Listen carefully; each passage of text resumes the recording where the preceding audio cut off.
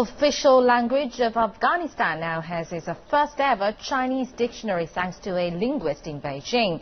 78-year-old Che Hongcai has just completed the first ever Pashto Chinese dictionary, a project commissioned 36 years ago by the State Council, but that was later interrupted and nearly abandoned. And CCTV's Zhang Nini finds out the story behind the dictionary.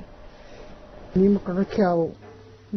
mission of a lifetime. In his modest home in Beijing, Che began a typical day cross-checking dictionary entries. He reads out every definition. Each entry is cross-checked with up to 5 dictionaries to guarantee accuracy. An accidental learner of Pashto back in the 1970s, Che eventually makes it a lifetime pursuit. I think it was very wise for then Premier Zhou Enlai to assign us to learn the less spoken language of Pashto, the official language of Afghanistan. I now feel that I have a mission to pass it down, and the dictionary could be useful for later generations. It started well ahead of China's famous reform and opening up. The State Council called a national meeting in 1975 for the compilation of 160 foreign language dictionaries that would serve the nation during its coming decades of development. Che was among the few skilled professors at Pashto based on years of learning at the Kabul University.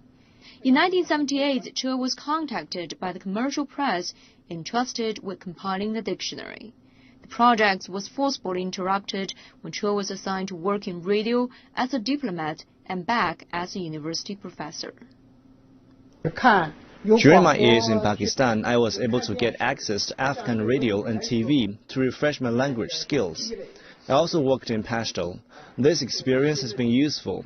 My years in radio has increased my sense of urgency to finish the dictionary.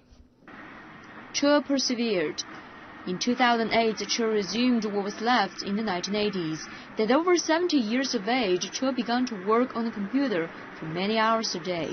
The hefty draft was eventually delivered to the commercial press in 2012, where the publisher had to sort through archives to find the long-forgotten project. A new contract was immediately signed. I have the determination, confidence, and persistence to finish the project. It's monotonous, but I find joy in learning the new meaning of every word.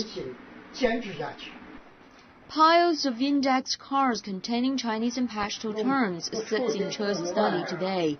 It testifies to the meticulous and laborious task at hand. For the project, Che relies solely on the 62 yuan monthly salary he earned during the 1980s. No funding of any kind was ever available. The 2.5 million word Pashto Chinese dictionary is due out by the end of 2014. By then, Che and his assistants will be paid 80 yuan per 1,000 words. In the past 30 years, Che Hongcai has led a rather solitary existence. The linguist has compiled the Pashto Chinese dictionary, a project that the publisher didn't even remember commissioning. The book might have little influence on other people, but Che's academic persistence and dedication has won him great respect. Zhang Nini, CCTV,